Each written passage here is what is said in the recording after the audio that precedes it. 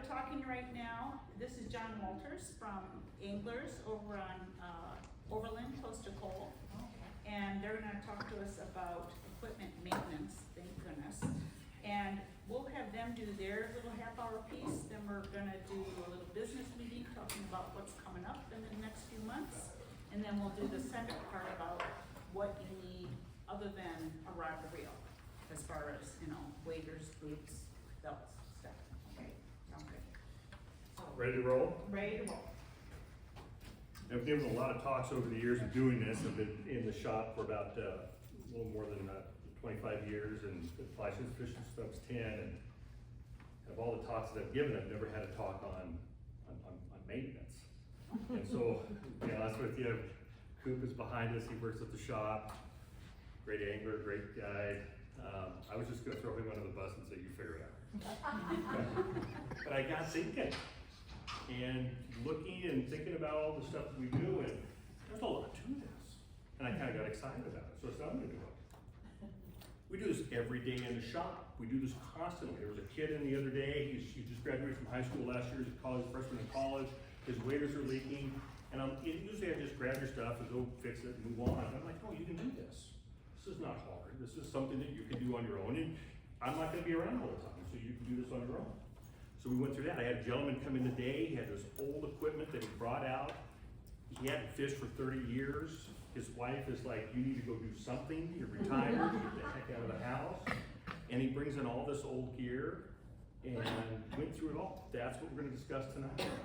That's what we're going to go through tonight. We're going to kind of go through and talk about what it means to take care of your stuff.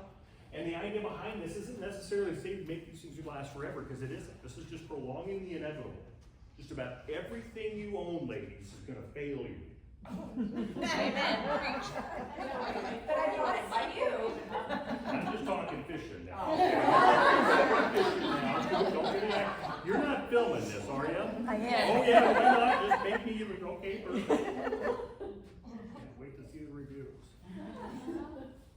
But when it comes to the equipment, it's just really prolonging the inevitable.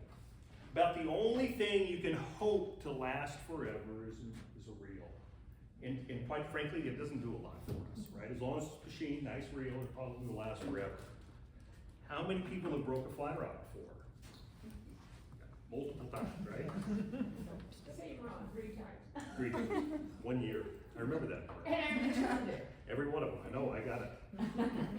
Bad deal. And I bought it from Yeah, there you go. Throw me right under the bus. That's all we sell. We want to see them break a bunch of times. Get you in the shop a little more often. Rods break too, and you have a chance to get a rod to last a long time. I've got a couple of rods that I bought when I was in college, and I've kind of put them away. I've shelved them, and my kids probably won't care 2 bits about it, but I still have great fond memories of those rods and didn't break them. And if they do break, I'm just gonna have to throw them away, so I just leave them. But the rest of the stuff, you know, rods, when it comes to that stuff, they break and you just move on with it. But a machine reel, I kind of hold on to, but everything else is gonna fail you. So just prolong and inevitable is all we're gonna do here. But if you maintain it correctly, you should be able to get a little bit more performance out of your equipment, and that's what we're gonna try to work on today. So, with all that being said, my first thing right here, when something fails you, you're gonna promise me tonight that you're gonna take that item, that pair of waders that have more aqua seal on them than wader material, and you're gonna take them to the garbage and you're gonna throw them away and go get a new pair, all right? When a fly line goes bad, we replace, okay? When stuff goes bad and you can't fix it anymore, it's done. Come on up here. Yeah. I wasn't trying to. Yeah, no, you're right up in front, walk in front of everybody. All right, so that's what I want you to do. I want you to think about it in that light. Consumable items, that's what we do. And I know that sounds like a horrible sales pitch, but the reality of it is, when you put a new fly line on a rod that you haven't replaced for like 10 years, it's like Heaven. I mean, I'm a great caster. Oh, God, I'm a great caster. I'm really good, right? If you put a stick of butter in the microwave and you watch it melt, that smooth melt, that's my cake. That's how good I am. And no Why ego are we learning at about all. Absolutely, we can do that in a few weeks. When you put a new fly line on, you know, I'm not that good actually. I'm kind of the weak link in the shop, but just flies. Wonderful stuff. So be ready to prepare that stuff so if it goes bad completely, you can move on. So with that being said, we're gonna go into some of the equipment that we use and how to maintain it. And I think this is gonna work. I mean, in my mind, this is gonna work. We're gonna see how it goes. I will miss a bunch of stuff, I'm sure of it. If you have questions, bolt it out. Coop, keep on me, right? Kim, keep on me, make sure I get all this stuff done right. But I'll kind of go through the basics to it. So fly lines, that's the first thing we're gonna talk about, fly line maintenance. Oh my goodness, fly line. Dude, we ask so much out of our fly lines. We want these floating lines to float. We want them to cast beautifully, controlled, delicate presentations. And how do we treat them? We step on them, we put them in the mud, we tangle them into the trees, we put them in drift boats and we've got to tangle all over the place. We pull on them hard, right? This is difficult stuff that we're doing to our fly line. So we need to start taking better care at the beginning of how we manage those. When it comes to reeling in, that's the one I want. You know, how often do I see this?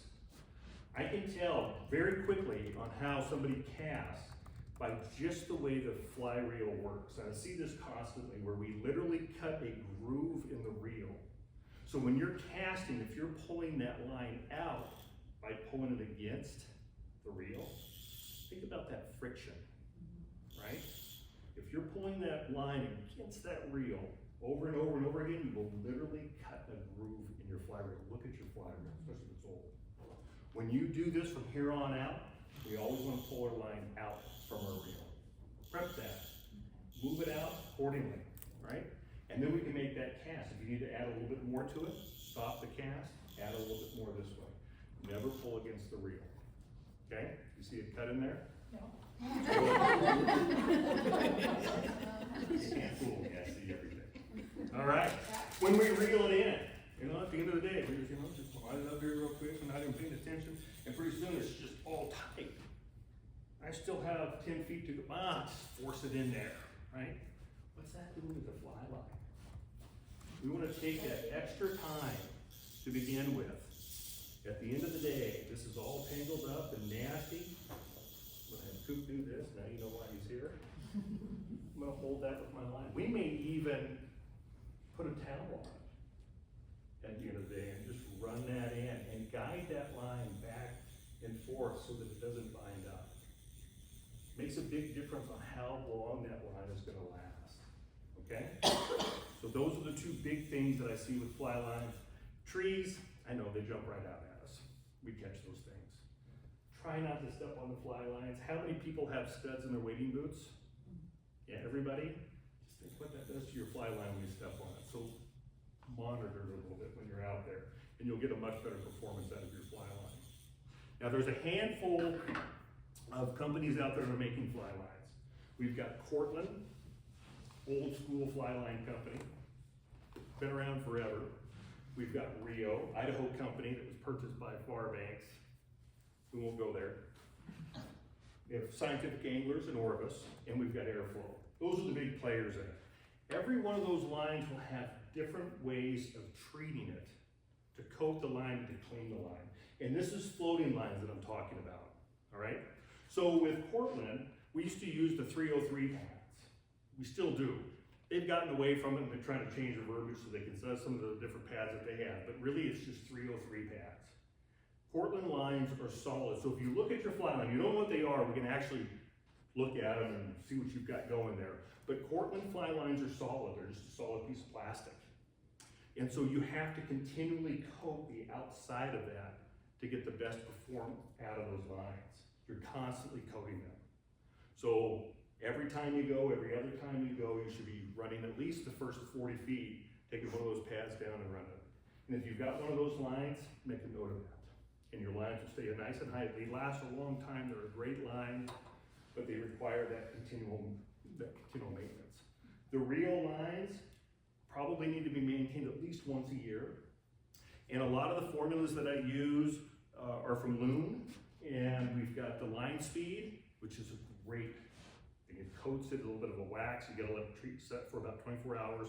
And then I use a lot of the Scandinavians to clean them when I'm in the shop. If you guys run in, I clean your lines up really quick, that's what I'll end up doing. All right, and then SA has their own stuff. And those lines are all gonna be coated lines. Scientific angler lines, if you've got one of those, and they're probably, I think they're the largest line company out there now. I think we're selling more and more SA lines than anything else. They do a little bit different job on their coatings. And you can't treat these lines with the same materials you treat, the other lines with the same materials you treat with the SA lines. They apply their AST formula, the stuff that floats, hydroporic formula, throughout the entire process of making the lines, and the lines are porous. And so the fly lines will literally bleed out that coating, that oil that keeps it slick. When those pores get plugged, then it'll start sinking, and you'll see that performance to it. And so we literally, I'm gonna pass one of these things around. We literally, you can feel that, it's the gray side. We literally scrape the fly lines with that material. With both a textured and a kind of. Textured and smooth. Mm-hmm. And that's just SA, Just SA. And again, I'm not sure if you can see that really well, but I'll leave that out, but this is one we've been using in the shop, and it just kind of rebuffs the line. Is it an SA product? SA product. Mm-hmm. And you run it down, you're gonna feel that, or you're gonna feel that grit going through there, but it will polish up the line. And you wanna go in the same direction? Same direction. Yeah, pull out all the lines. We got a line winder, but if you were to do it at home, just get a knife in your living room, just lay all the line and just run it down there and clean it up. You can hear that? Yeah. Oh, the finger's gonna float, right? And that's all you're gonna need to do with the SA lines. But depending on what you're using, it will change. Is it that big of a deal? Yeah. Yeah. What's worse?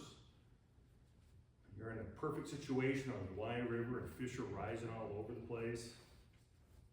You throw out a cast, the fly starts to float down, and you'll see the first 10 feet of your fly line start dropping like a sink tip and just drags your fly right underneath the water. Can't have that. You're all, what the heck? Pardon me? Then you're all like, what the heck? Yeah, oh yeah. So And then John, immediately the fly line's full.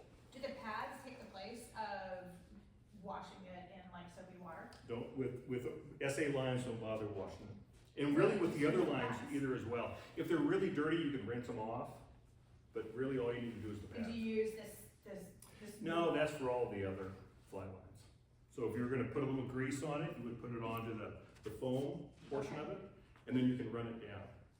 And you can use most of these other formulas on everything else. Cortland's the only one that really seems to be specific about that 303 pad. Okay. And I don't even think they use that name anymore in the advertisements. When I mean, we were all Cortland dudes when we were growing up, and I just remember buying lots of those pads. What is the SA stuff, the cleaner? It's the stuff in the bottle. Oh, it's very similar to the Scandinavian. Oh, okay. Yeah, It's just, oh, fly line. yeah, just a fly And line. this is the side, the flat side is the side you just sort Yeah, of. you just scrape it off. I know it's hard to believe that. And the but foamy side, if you're using glue on something else. That's right. You can put it onto that. Mhm. So they had two sides of it. I wish they would just made just a couple of gray sides, because we go through gobs of these. I'm asking them for a big pad of it so I can start cutting it up for my shop. We go through a lot of these in the shop. But, so anyway, so know your fly line. If you don't know, bring them in. You can bring them into the group and see if you can identify them. Any of the new current fly lines will usually have them printed on the line itself of what it is. The clicks help a little bit, trying to see that. That's why I got Coop here. That's this thing. But you can kind of tell. But if you don't know, don't hesitate. Usually in the shop, we can, yeah, that's this or this or this. We can go on from that. Take care of that fly line. That floating fly line is paramount. And it's really, that's the key of catching fish, is making sure that that line is doing what it's supposed to be doing on the current. So how often should you change your line? Great question. I was gonna talk about that, and I was gonna forget all about that. You're ahead, that's perfect. So they say 800 to 1,000 hours. That's my lifetime. That helps. I don't think so. So the average person goes a dozen times a year. How many people go a dozen times a year? 2 dozen? 3 dozen? Yeah, 4 dozen? I don't know. a few times a week. A few times a week, right? So you can, that's just like an estimate of what you're gonna try to get out of it. We have some folks that we work with in the shop that just love to cast. And you'll see them, oh gosh, they love false casting. And when they're false casting that much, you're gonna find a fly line breaking down relatively quickly in that 20 to 30 foot range, 35 foot range, and it starts to check out. That's a lot of friction against that fly line going over that rod tip a bunch of times. Me, I try to do it by, I want the ratio between cast and catch very close, right? So, you know, you just pick it up and you lay it right back down. My line will last longer. That's not usually the case. I can't hit anything. It takes me a lot of time. All the time. Coop is that way. You can just pick it up and lay it right back down. But if you just pick it up and lay it down, your lines will last a little bit longer. And how do you know when you need to? You'll feel the cracking. You'll see it cracking a little bit, discoloring. Yeah, if you got big chunks moving at it, you probably waited too long. We've seen that in the shop. Oh, we had a great one I think this last summer. Big chunks, like 4 or 5 inch chunks taken out of the coating. It's just the core of the line. He was like, I don't think this line's working very well. Like, really? Really? How old is it? Oh, I don't know, maybe 30 years old. Anyway, so take care. Look at that line from time to time. If you're cleaning them, you can tell if it starts to get a lot of discolorations. Some lines are a little more sensitive than others. We've noticed in the last few years, I feel like I can say this because I've replaced a lot of their lines for free. So if you're a real fan, I'm not trying to offend, but I've replaced a lot of their lines for free because they're just sensitive. So real lines really take care of them. SA lines, gosh, I think you can run those things over with a car a few times and they'll still fish. You'll clean them up and go. Airflow lines out of the box, nothing finer. Makes me feel like a rock star. You just touch that line, just glides out of it. A year later, it starts to get a little bit stiff and maybe not as lively as it should. So you'll find some different properties to the fly lines, and we can kind of help you in the shop if you have any questions about that. I understand brand loyalty the whole bit, but you'll find some lines wearing a little quicker than others. Part of the game. All right. Floating lines are one of those lines that we really do have to. I would say, how many people fish rivers here? Everybody? Oh yeah, floating lines, right? So those are things that you're gonna have to really watch.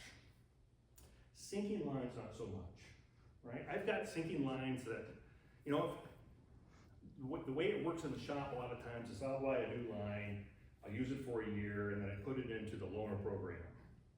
And then I buy a new line. I like that program because I need all the help I can get. Shouldn't do that, but sinking lines, I've got some sinking lines that are probably 20 years old that are still functional. They're still good. And so there's no reason to change that. We don't need it to float, we want it to sink. So we can't even worry about that performance. But it will start to get gummy, it will start to get sticky. And this is the stuff you don't necessarily see every day. You know, it takes a while before it starts to underperform, where you just can't cast as smooth as it is. With sinking lines, a very mild solution, we used to use Dawn dishwashing soap in warm water. I don't know if it really matters on a dishwashing soap, but that's what all the experts said when I was growing up, so I still use that. And then you soak it in there for about 5 minutes, rinse it off, and then just a soft cloth to clean it up and store it. And you're usually gonna be in good shape with your sinking lines. And that's intermediates, that's sink tips, the sink tip portion of it, although you do the sink tip too much, you already run the floating part, any of your fast sinking lines as well, okay? And then most of these lines anymore have loop connections on them. Welded loop connections. And they're great. When they first came out, they were horrible. And I'm just this old school kind of curmudgeon. So when they do something new, I'm always against it. Why change? And I was wrong. So I used to cut these off, and I gotta tie a beautiful knot too. Do you believe that? What don't I do good too? Whatever. So modesty is my, but anyway. So those loop connections are fantastic. Because what that does is it seals the core, makes it waterproof and the core will not saturate with water. If you have chunks missing out of your line, or if you've got a crack in that loop connection, water will have a chance to absorb into that core, and that will help weight it down and maybe drop that tip a little bit. We want to keep this waterproof. We can put on new welds. You just bring them into the fly shops. I think we all do it in town, and you can put a new weld on there. Yeah, I've got the old school equipment, which was a heating gun that used to take paint off of cars, and so it's a real fine line between welding and caramelizing. Do a pretty good job. Gotta watch it. If I bring my car, will you get the paint off? I can do it. The car, move that, no problem. Kind of hit this side of the line. We can do it. We can do it. Okay, so make sure that those welds aren't cracked, because you'll see that after a period of time. That doesn't mean to say the line's done or you should throw it away. It just means you need a new weld. And you can tie a knot and stuff like that, and we're pretty good at doing that, but I think you're better off going to those welded loops. What about a butt section? Is that enough? Cause I had a loop fail Mhm. and I put a butt, like. On a pinch, you can do that. You'll still find on those, when you're tying, Even that little tiny. yeah, it'll still suck in, Really? yeah, it'll Okay. still absorb in there. Yeah, you'll see it.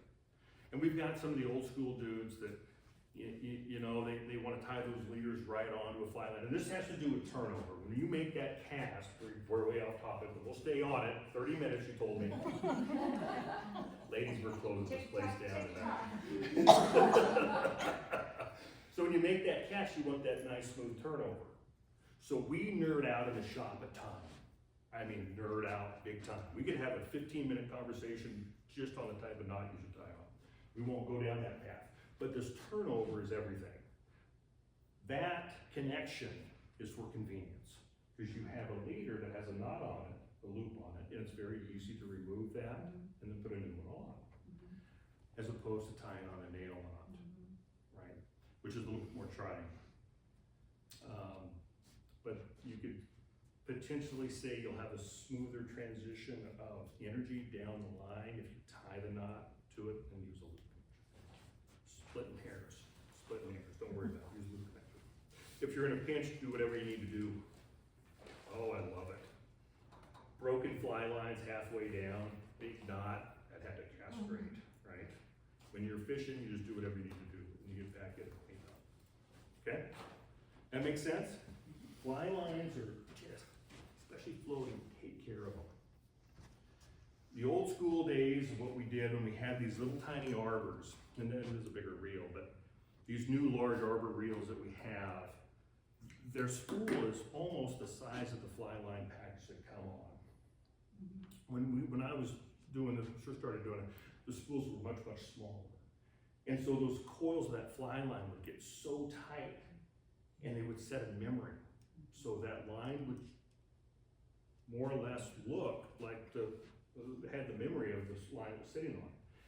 If we go back a few decades, they used to remove their fly lines at the end of the seasons and make big loops in them and then hang them in the closet. And that allowed the line to relax and then they would loop it back on. So if you're not gonna be fishing for a long period of time and you wanna do something along those lines, putting them back on their own spool, it's not a hard thing to do. And you'll probably see that your line will be a little more relaxed. So my backup rod just sits there, you know, with the line on the spool, That's perfect. but. And you'll be using that? That's when your My friends other come one, over. When I could do that, or we're doing a casting thing on Saturday, I could bring it, Yeah. but it's probably, Really tight. And so you'll get those lines, and they, you know, this came off of one. I stole this from a guy today. This is the guy who came in a 30-year-old line. And it just takes on that huge memory, right? Yeah. That big coil, pitch that. And so what you can do is you can try to pull it and straighten that out, but if you run your fingers down it, you'll actually feel small bumps. So on that, nerd now, here, but we'll try it. So when you run that line around, if you just think of that finger as the line, over the top, it's stretching. Underneath, it's compressing.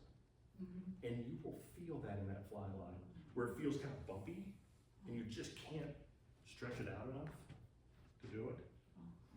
Because you want that line totally straight. It's not too bad. Yeah, But I bet if I left that, it'll eventually find its way back to that coil. And then stuff breaks down too. I mean, that stuff, that shouldn't break like that. So, throw that stuff away. Here, you can have that. That's all. That's all yours. I'll save it. I threw it in my other Practice collection. time. Put that in the raffle there. 40 years. Okay. All right. Good on lines? Questions? I miss anything? Pretty good? Riveted? This is the first You have lesson? 7 minutes. Seriously? Story of the year. Just say it, we have a lot to talk about tonight.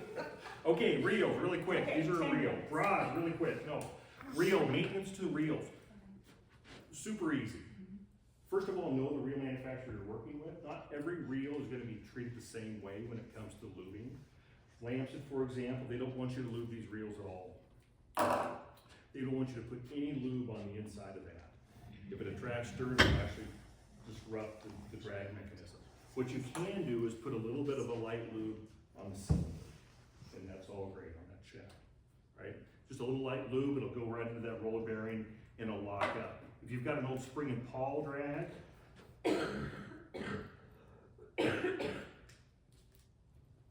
like this, you can go in, you can clean all that up, and this you can put a little bit of grease in there, and we just like to use the reel lube. Most reels don't look like this anymore. If for any reason you have really elaborate drag mechanisms and stuff, you gotta be real careful with it, but you can get into these and clean it up a little bit, and clean it up a little bit with I like to use the Tri-Flow, which is just a little Teflon coated, I think they use them for bicycles, I think that's a big thing for it.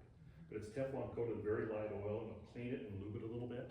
And then on the shaft, or on the spindle, I'll just put a little bit of that loom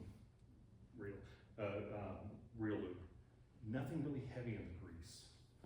It'll attract dust, burn, sand, and it's a bad deal, okay? And then really do look at the reel manufacturers. There's some reels that I will not break into at all. I mean, special tools to do it, it's very accurate in the way that they make them. Other reels I feel very comfortable getting into to looking at. If you have a reel, an older reel that may have a cork drag,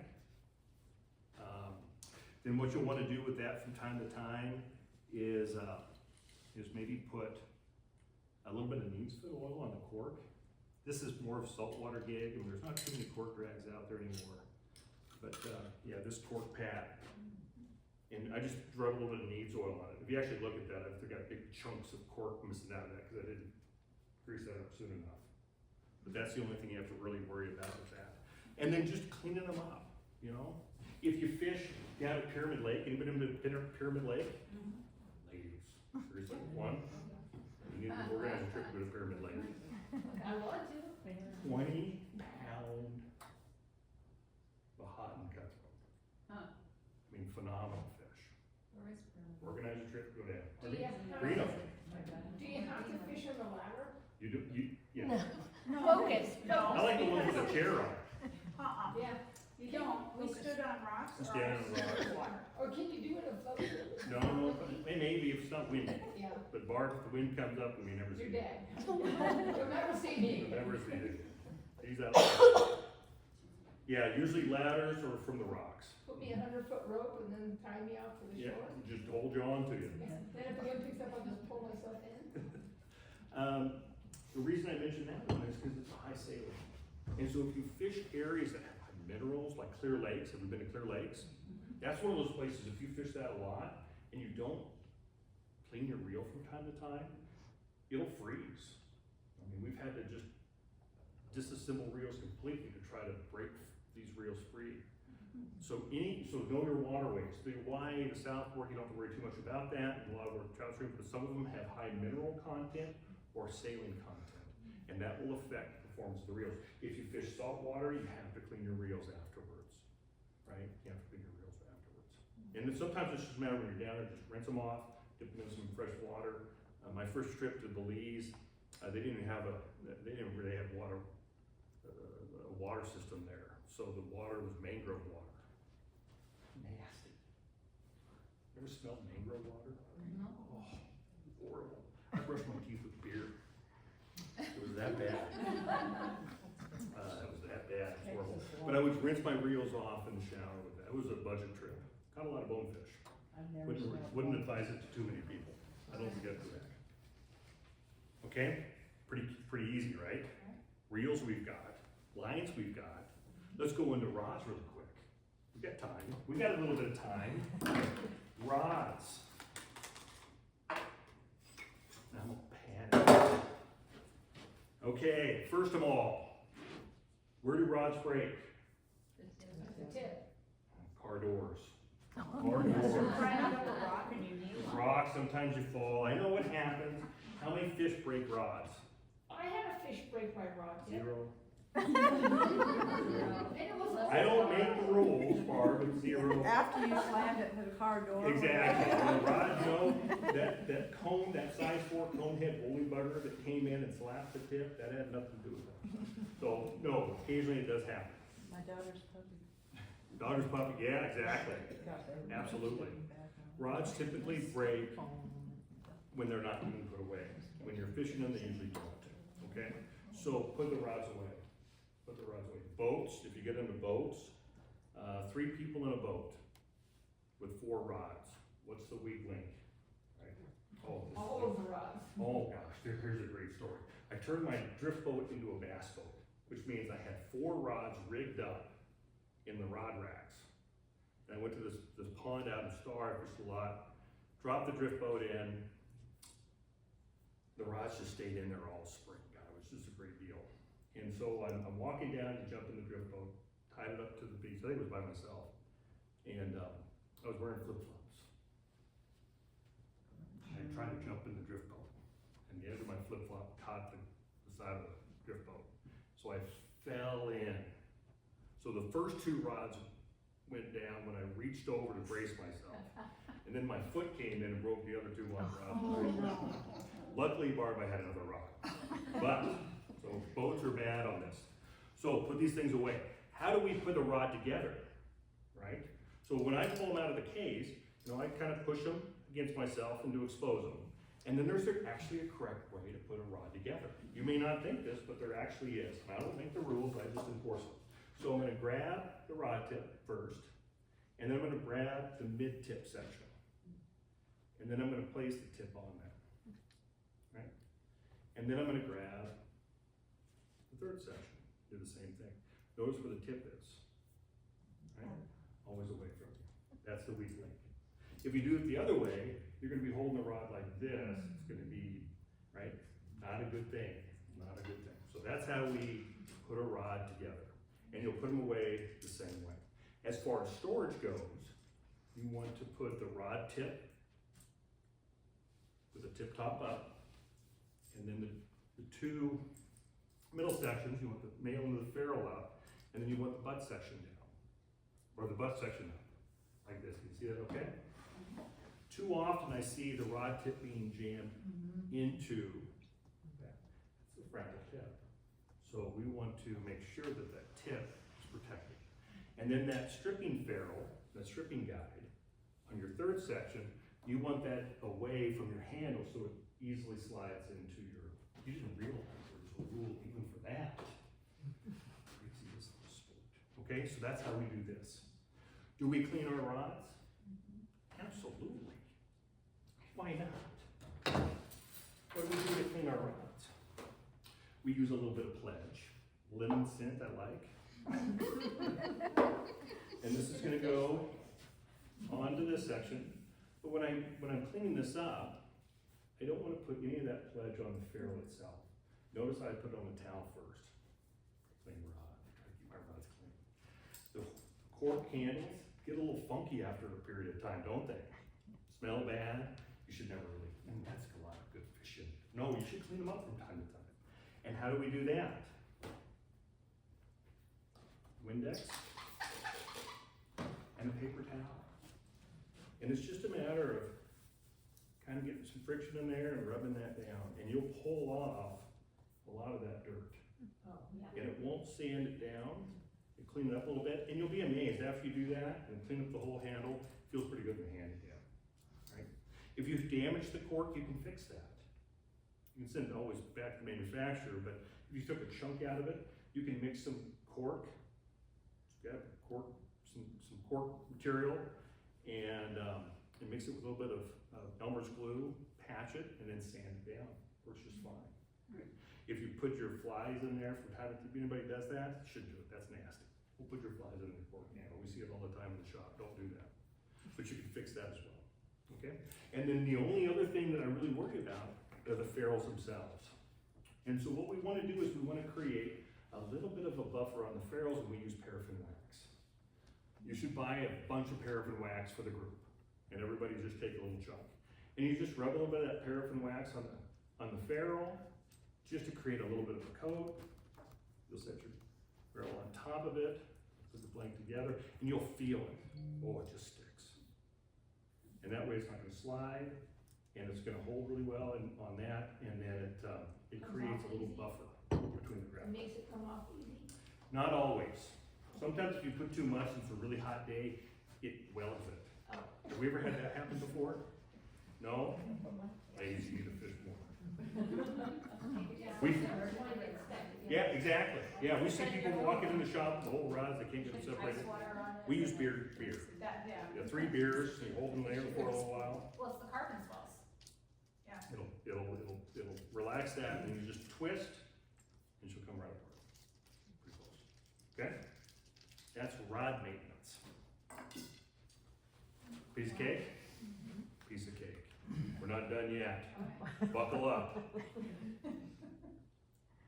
This is a disaster. This is the way our cables work. These rod mounts are brought in for a reason. When you're moving up and down the rivers, figure out some way to store your rods safely as you're moving up and down the river. These are money. Cheap way to do it, make sure this goes on the hood, this goes on the roof, and everything is good. Are they magnetic or suction? One's magnetic and suction. I can't see them. I got a steel roof, but I got a aluminum hood.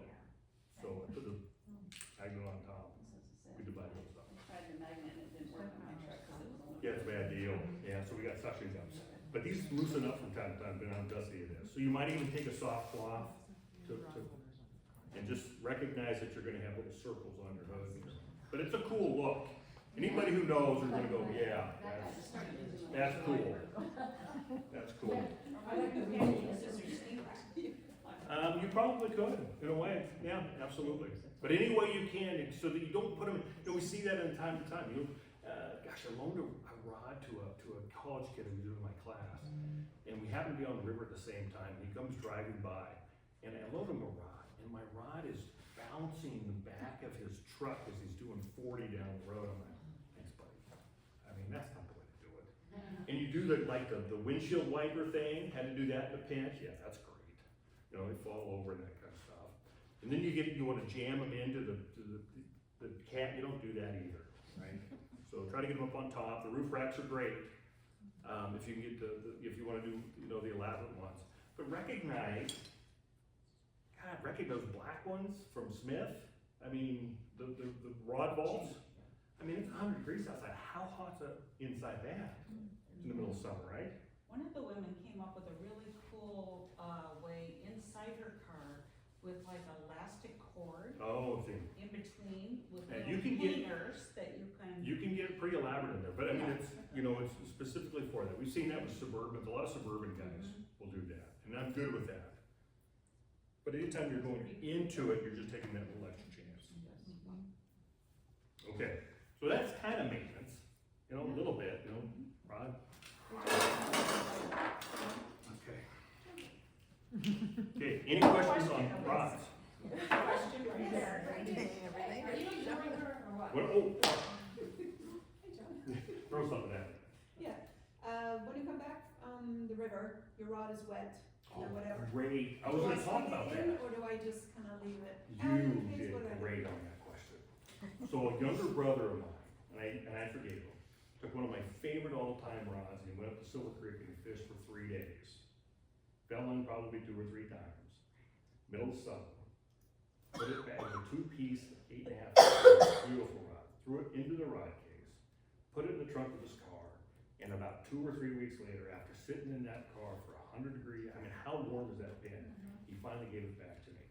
Mildew was starting to grow. and the finish of the rod was starting to peel off. And so, yeah, dry the rods, right? Dry the rods. I forgave him. Pardon me? You just leave it in the fabric case? When you get home, you just take it out, wipe them down a little bit. I mean, if it's really wet outside, then you can let them air dry, the cork handle especially. And then you can put them back on, but in a good safe spot. Yeah, that's a great point. Dry those rods off. All right. Waders? Well, let's talk about wading boots real quick, and then we're gonna get, so wading boots. They're gonna fail. Wet, dry, whatever you're gonna do to them, they go through a lot of abuse, right? Fine, comfy, the whole bit. We're gonna let's talk a little bit about the rubber soles and the felt soles. How many people here wear felt sole wading boots? Why? I don't know. Because I just they started grip the with rock so much darn better. Yeah. You can't go to Yellowstone with them, but if you don't wanna fall down, it's nice to have felt. What's the problem with felt? Why did we go felt? Try to get away from felt. Invasive species. Yeah. So I don't know, this was, this summer sometime, I went out and I did a lesson, and I ended up doing something different. I grabbed another pair of boots, and I had a pair of boots sitting in the garage for a month and a half. And I lifted them up, and it was still wet. And that's the reason, because it's easy to transport undesirable species from one watershed to another with those. So what do we do to clean those boots? I buy a pair of boots for every river I fish, and I highly encourage that. Give us your card. That's not a good enough answer. But that was a great answer. You have a $3,000 budget. I love it. Come on in and see me. Hey, 12 bears. Okay, so, what is it? 5% bleach, right? And about 10 minutes in warm water, and then you just set the boots down, the felt into that solution, and it'll kill everything. Oh. And that's the way to do it. And I do try to rinse them off. Well, down on the river itself, gosh, even the rubber sole boots, you go clogging through and you're just mud and everything else. Rinse that stuff off a little bit, right? And then when you get home, dry them out as best you can. I don't want to leave them out in the sun any longer than I need to. But clean them up the best you can, and then use that solution for felts, especially if you're going to someplace unique. Yeah. Ladies, ignorance is bliss, and I didn't know any better. I didn't. I was young, and I just liked to fish, and I didn't know that we had whirling disease in Silver Creek. I would fish Silver Creek in the morning, love the track of Spare Fall, and then I would drive to Fairfield, and have you ever eaten at the Wrangler Burger in Fairfield? Oh yeah. That's the only reason. Oh, that's good eats right there. We gotta go. Every place I like to fish has a burger joint that I like to go to. Anyway, so I would stop there and then I'd go down to South Fork and I would fish. Waders never cleaned, wading boots never, and there's no question that I took the muck from Silver Creek and the whirling disease, the parasite from Silver Creek, and I transported it right to South Fork. And that's what we're worried about. The New Zealand mud snail is in the state. It came from New Zealand. And I don't think it's a huge reach to figure out how that got here. It was a fisherman, absolutely. And so we want to just, monitor that to the best of our ability. Felt soles aren't the only culprit, but that's the only thing I can tell you about wading boots. If you have a leather boot at all, you can treat that leather a little bit, rinse them off to the best of your ability, but a good pair of wading boots, you can expect 5 to 7 years out of, and then it's gone, grab a new pair and go. You can replace sometimes the felt or the rubber soles of that, but the cost to do that, and I've got a cobbler right down in the same shopping center that I do, the cost of doing that sometimes isn't practical, so just run them as long as you possibly can and then move on. That's what we do. And then we get to the fun, any question of wading boots? I didn't even look. No. Then we get to the fun part. Waders. How do we fix waders? How many people have holes in their waders? I don't have. Right?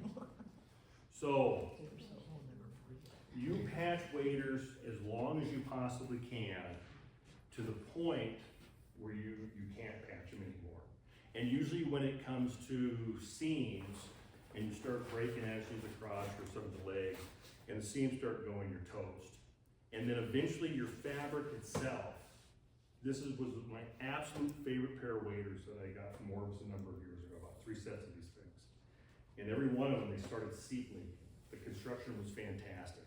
When the fabric starts to break down and you start to just get big seeps, usually in the front part of the leg, that's where you're gonna find issues. It's time to pitch them. But holes can be patched very easily. How many people have heard of patch waders? You ready for this? We're gonna patch waders tonight. We're ready to go. Oh. Booties. How do we find holes in waders? Fill it up with water. Bingo. Why not? That should tell you. Well, I mean, yeah, a little common sense too, right? Yeah, you know, we patch waders in the shop all the time. I'm like, okay, where's the wader leak? And they look at me like, I don't know. I'm like, how do you not know? I mean, somewhere it's leaking, right? So pay attention. Pay attention. If you wade out in the water up to here, and you're wet from here down, the leak is probably somewhere here, right? And so we want to make note of that. It's the front leg, it's the back leg, it's the right side, left side, any of that kind of stuff kind of helps so you can narrow it down. Don't cut the wader, it's probably bad, right? Keep the waders whole, that's a bad joke, but I cut these ones up. And you fill them with water. Now, if your booty is leaking, I patch on the outside of the booty. Because if you're trying to put your sock and that glue is in there, it'll stick, drives you nuts. So what I'll do is I'll fill that with water, and then it's usually somewhere around the seam, sometimes on the ball of the foot, and then I'm going to put a little bit of glue on this stuff. And I use a couple of different things to help. I think I can get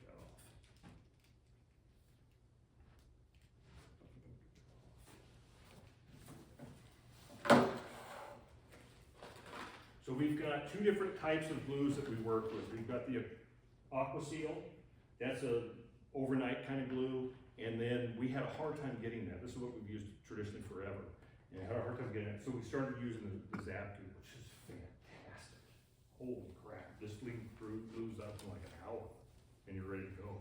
I'm good with either one. On my major patches, I still have a tendency of using Aqua Seal, but on the rest of that stuff, I'll just do this. And so what I do on a booty, if it leaks, is I'll dry it out really well. And then I'll get some kind of stuffing, and I'm gonna force it down into that so it has the shape of my foot.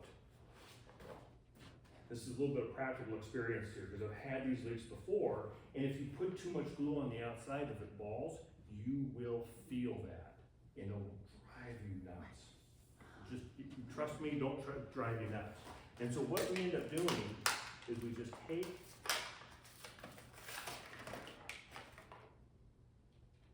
glue. Was I prepared today, Coop? What you supposed to give me prepared? What happened, buddy? And then I'm just gonna place it. Let's say this is where the leak is at. I'm just gonna place that over the top. Be generous in that style. And then take a knife, a plastic fork or knife or spoon, and then I really just spread that out. Just like so. And I wanna make that as smooth as I possibly can. Right? And that way, you won't feel that when you're there. Now, if it leaks a little bit more, you can always put a little bit more glue over the top. Generally speaking, that's not gonna happen. Don't just put on a bunch of that stuff and just leave it. Spread it out a little bit. And you can also use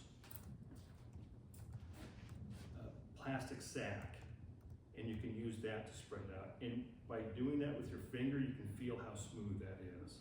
The trick to this is you're gonna have to leave that plastic sack on for about 30 minutes, and then you're gonna peel that off.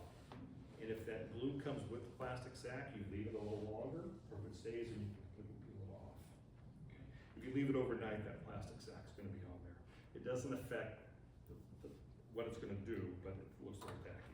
And I look bad enough as it is, so we need all the help we can get, okay? That piece of cake, that's easy to do. You can do that, right? Then if we get on the waders, and I got a leak somewhere, where'd that leak go? Huh? This is the last life of these waders. I'm gonna leave them here today. Educational tool. Educational tool, right? So I know it's leaking somewhere up here, but I'm not quite sure where it is. So there's a couple ways you can do it. You can fill it with water, and you have to hang it up, and you gotta swish it around. You'll eventually see a leak coming through.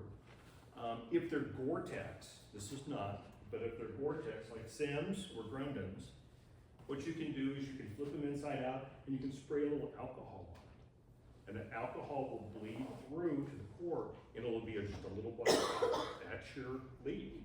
You circle it, let the alcohol dry, and then you can patch over the top of it. You can also use a flashlight. And you can, put it in there. If you don't know where that leak is at, it'll just shine right through. That's a bad joke. Somewhere else is leaking. I doubt it's gonna do it on that. But you can use that flashlight to go through there to hit it. Now, if it's a small puncture, you don't have to do anything really fancy. You just add a little glue, put a little dot on that, and you're done. Let it dry. Does that do too? That's Zap Goo or the Aqua Seal. Aqua Seal, you're gonna have to leave that bag on there for probably about 4 or 5 hours before it goes. And then you can do it, okay? So the little puncture ones are super easy to do. Once you find the hole, take a Sharpie, circle it, dry the water out really well, and then just put a little gap on there and you're good to go. What about tears like this? Is that gonna be a piece that we're gonna be able to fix? Yeah, we can do that. Yeah, we can do that. So,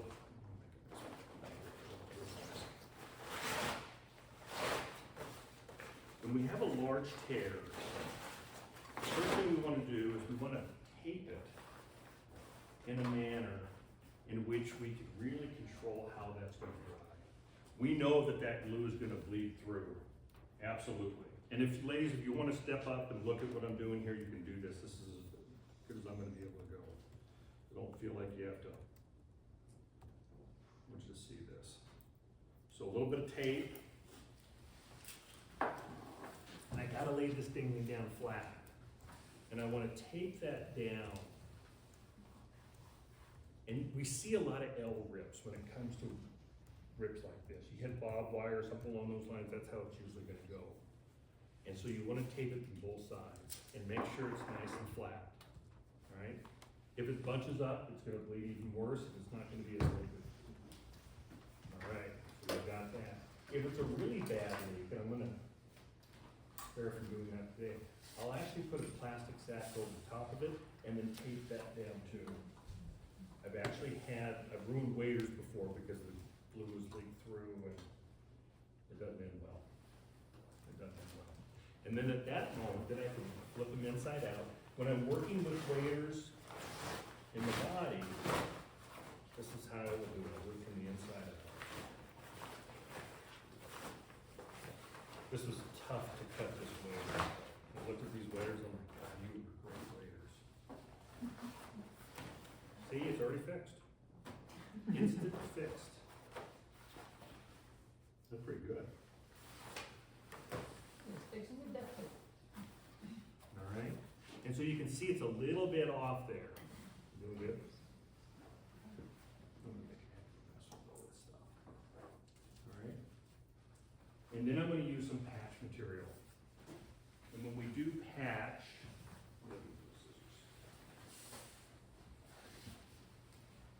I mean, really, how could I miss it and place anything?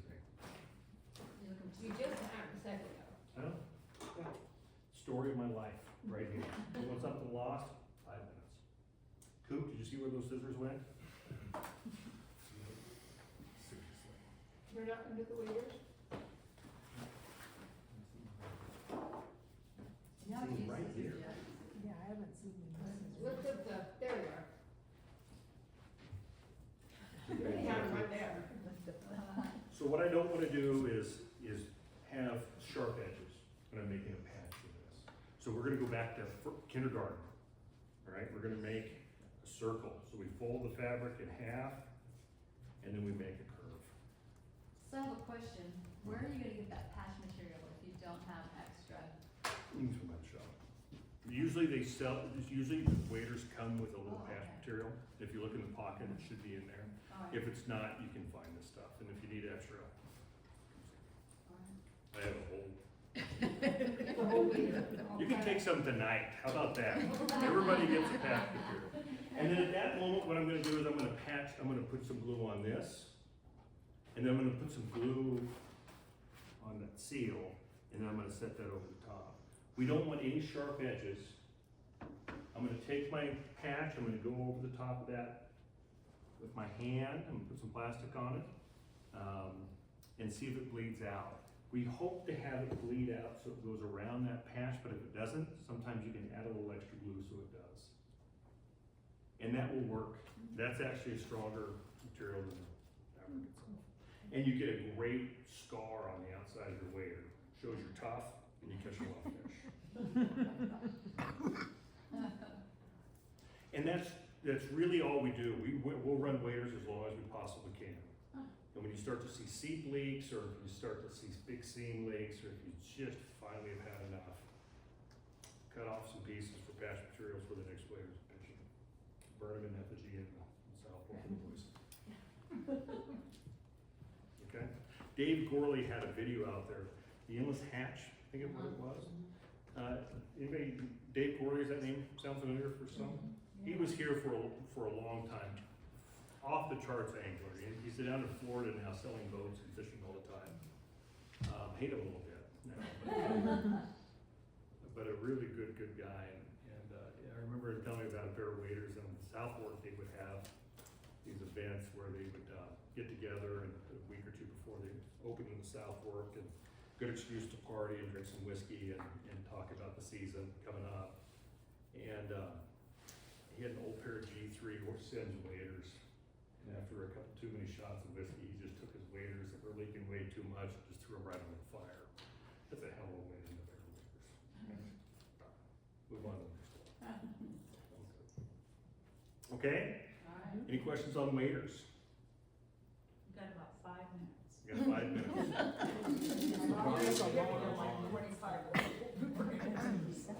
But thank you, because we have learned a lot. Have we?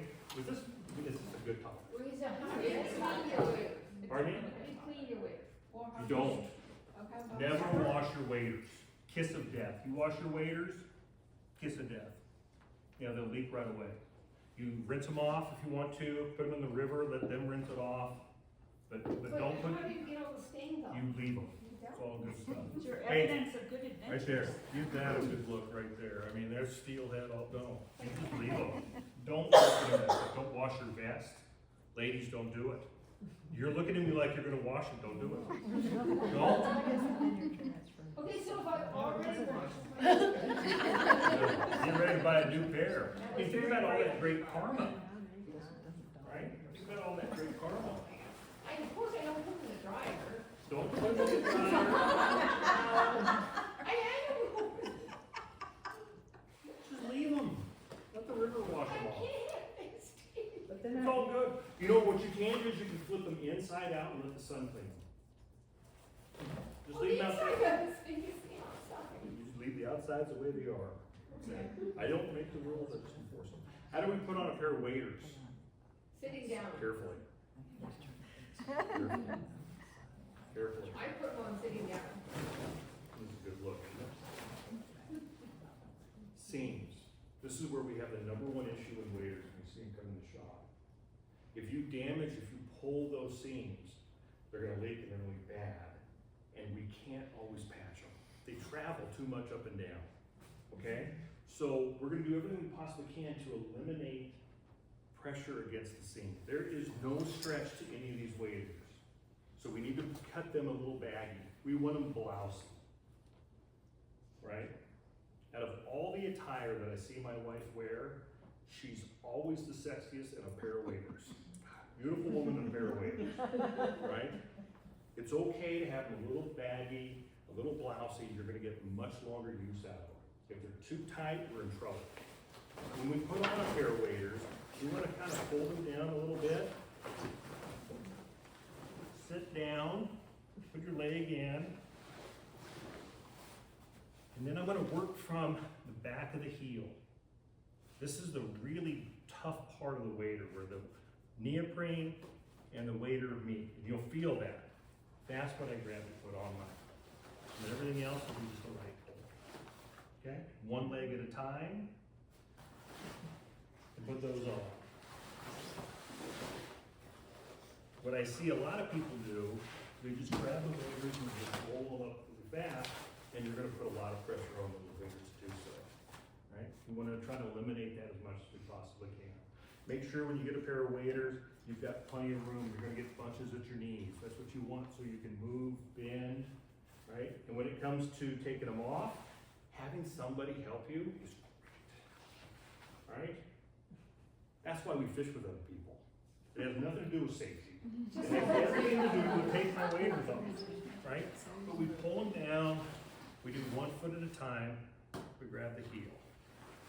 What I don't wanna see, gosh, these kids, maybe I was that way, where they go like this, and they start folding this way, or they fold them inside out, and they start doing this, no bueno.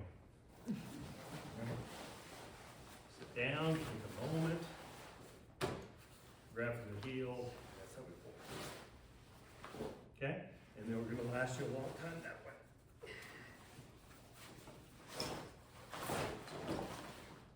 Piece of cake, right? Okay, we'll all be in this weekend for new waders. That's good deal, don't overwash the babies. All right, one last thing. One last, from our overtime. Okay, 1 minute. 1 minute. So many of these times, and this isn't, God, I had all these fly boxes, and I couldn't find any of them today. I ripped the shop apart, but they were all rusted. Oh. Right? After you put them away wet, or they Put get them away wet? wet, or your fly box get wet. Yeah. I mean, does that happen? Have They you ever get fallen wet. in? In the float tube, they get wet. Yeah. I baptize myself all the time. And so they get wet and you just leave them in there, and then you end up with hook points that break off and rusted hooks. Not good, not good. Plus, if you stick yourself in that with that stuff, that one broke right off. So That's when how they rough get it wet, do you just like open them up and? If it's a foam one like this and it's wet all the way through, I mean, you can see a rust mark there. I usually pull my flies out and let them really dry out well, especially if it's wet. Like raining today, and I guarantee you, some of my stuff will get pretty soaked.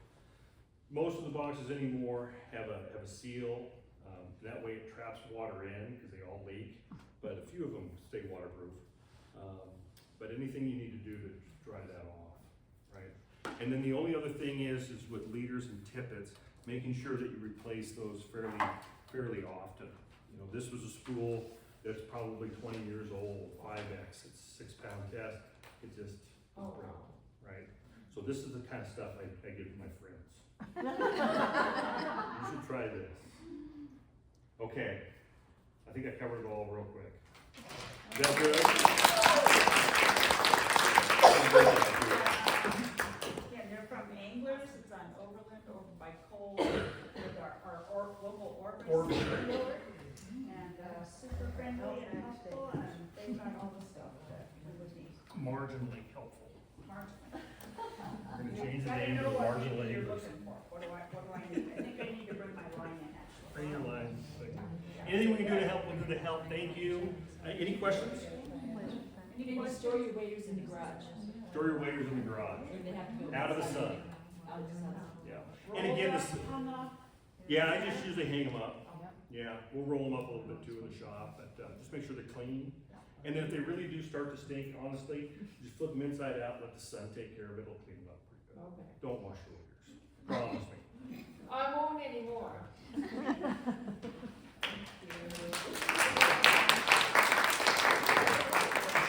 We're gonna just move that table.